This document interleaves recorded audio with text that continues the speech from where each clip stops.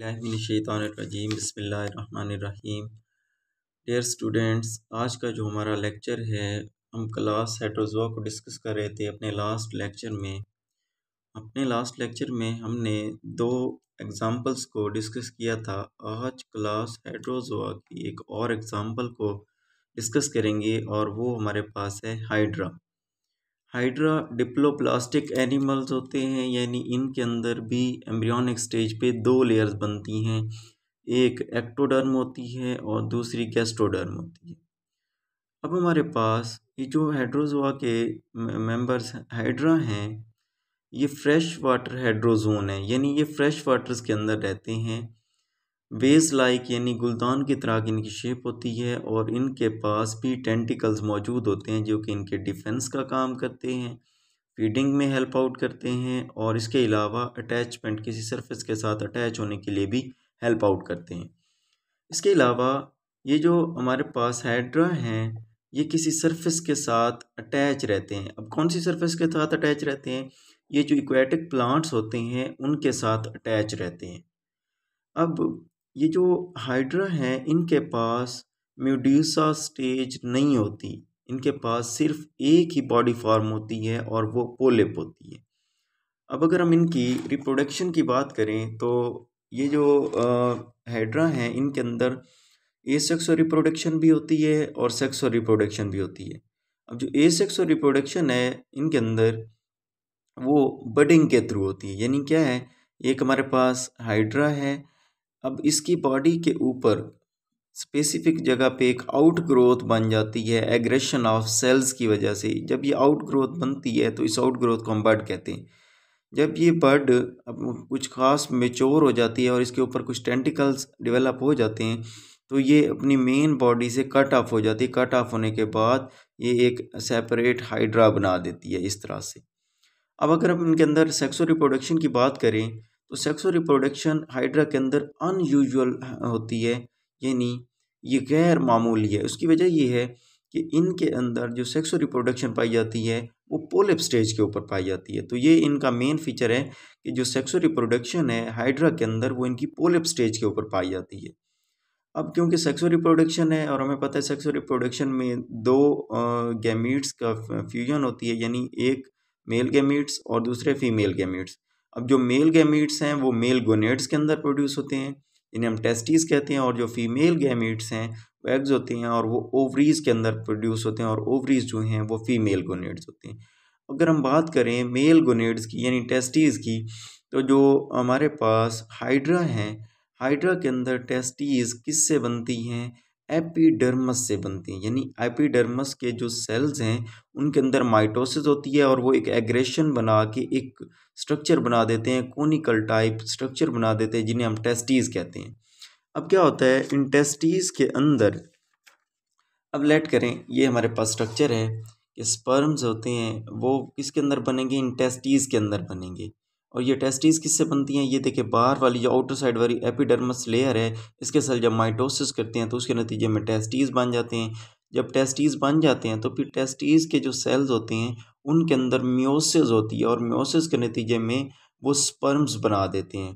अब जब ये स्पर्म्स बन जाते हैं तो टेस्टीज के अंदर एक रिलीजिंग ओपनिंग साइट होती है। ओपनिंग साइट एक ऐसी टेम्परेरी ओपनिंग साइट होती है, इस ओपनिंग साइट से ये स्पर्म्स बाहर आ जाते हैं और ये जो टेस्टीज की शेप होती है ये कोनिकल शेप्ड होती है हमारे पास।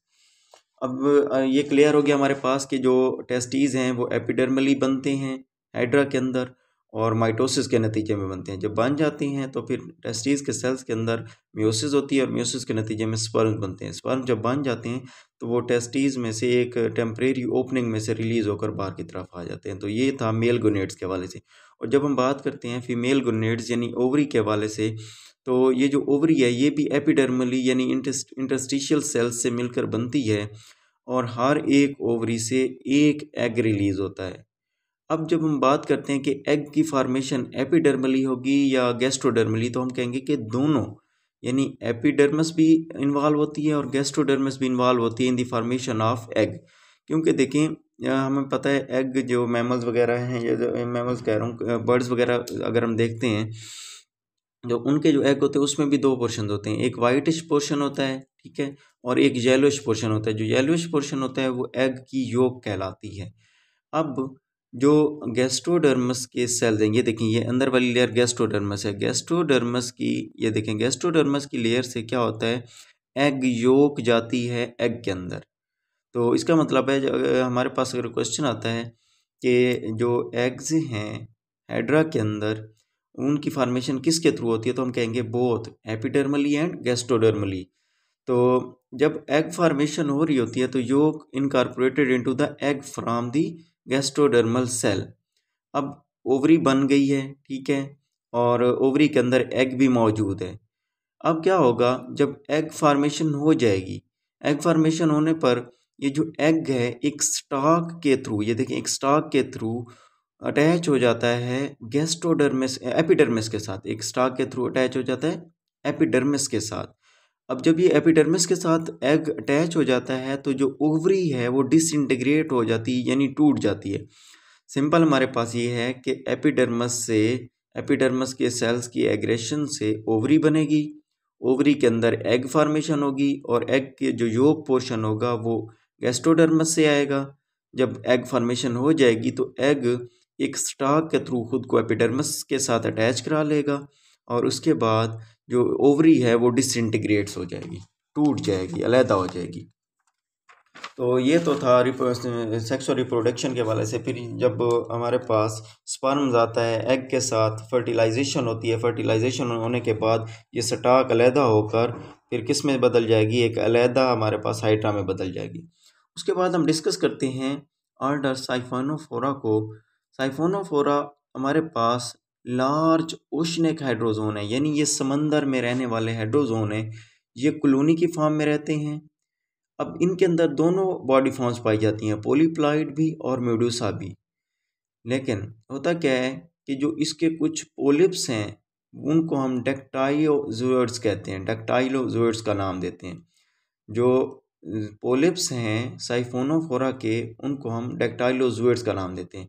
अब डेक्टाइलोजोइड्स क्या होते हैं, इनके पास बजाय इसके कि बहुत ज़्यादा टेंटिकल्स हों, सिर्फ एक टेंटिकल्स होता है, और वो टेंटिकल्स लॉन्ग होता है। उसकी लेंथ तकरीबन 9 मीटर तक जा सकती है, और इसकी जो टिप्स हैं उसके ऊपर स्टिंगिंग सेल्स होते हैं। स्टिंगिंग सेल्स के थ्रू ये उसको अपने प्रे को पैरालाइज भी कर सकता है और अपनी बॉडी के अंदर भी लेके आ सकता है। उसके बाद डिफरेंट स्पेशलाइज्ड मैकेनिज्म है जिसकी वजह से वो प्रे जो बॉडी के अंदर आ चुका है उसकी डाइजेशन होती है। फिर हम बात करते हैं फाइसेलिया फाइसलिस की। इसको पोर्टुगीज मैन ऑफ वार भी कहते हैं, और जो फाइसेलिया फाइसलिस है इसका साइंटिफिक नेम है।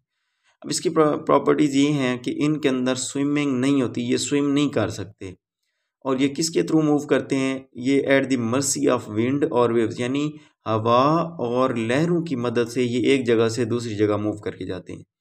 जो इनके नेमेटोसिस्ट होते हैं वो लेथल होते हैं, किसके लिए, वर्टिब्रेट्स के लिए, और स्पेशली ह्यूमंस के लिए भी ये हार्मफुल होते हैं और डेंजरस होते हैं। तो ये तो आज का हमारा लेक्चर था जिसमें हमने हाइड्रोजोन को कंप्लीट कर लिया है। तो अगर आप लोगों को इसमें से कुछ टॉपिक समझ नहीं आया या कोई आप लोगों का क्वेश्चन है तो आप कमेंट सेक्शन में ज़रूर बताएं, और आप लोगों से गुजारिश है कि हमारे यूट्यूब चैनल को सब्सक्राइब करें और बेल आइकन को प्रेस करें ताकि ज़ूलॉजी से रिलेटेड आने वाले तमाम लेक्चर्स आप तक पहुंच सकें। और अगर आपकी कोई राय है तो उससे भी ज़रूर आगाह करें। Thank you so much.